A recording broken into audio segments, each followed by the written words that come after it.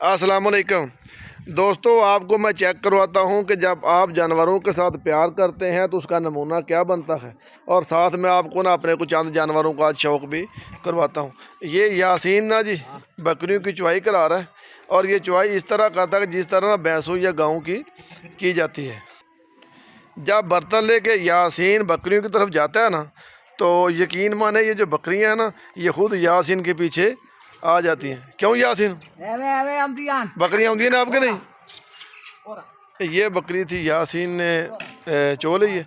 और वो देखें, यासीन आपको नमूना दिखाने लगा। वो बाल्टी लेके बैठ गए और ये बकरी उसके पास आ गई है। ठीक है, ये जो बकरी है ना, इतना प्यार करती है यासीन। ये देखें, ये ना मुंह के साथ मुंह लगा रही है, और ये देखे साथ ना गाली कर रही है।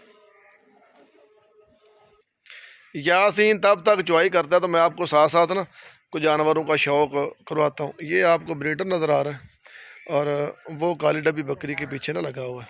ये एक माशाल्लाह काली डब्बी बकरी है। ये हमारी अल्हम्दुलिल्लाह ये गब्बन है करीब। ये माशाल्लाह वो वैसे क्रॉस हो रही है। ये एक मक्खी चीनी पाट खड़ी हुई है, ये भी अपना ना गब्बन है। ये आप देख सकते हैं, ये एक पाट खड़ी हुई है। ये बकरी भी माशाल्लाह गब्बन है।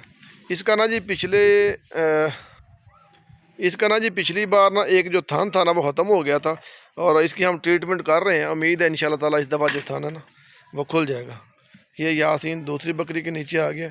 मैंने अक्सर देखे हैं दोस्त बकरियों की चुवाई करते, भाई बंदे पीछे पीछे होते हैं और बकरियां आगे आगे होती हैं, मगर ये चेक करें, जिधर जिधर यासीन जाता है ना बकरियां पीछे पीछे जा रही होती हैं। ये एक बकरा खड़ा माशाल्लाह, ये इसके साथ की माशाल्लाह ना पाट है। ये भी गब्बन है। ये यासीन अपनी नई बकरी की, ये यासीन ने चुवाई लगा दी है नई बकरी की। ये पाट देखें दोस्तों, माशाल्लाह फर्स्ट टाइमर है और प्रेग्नेंट है।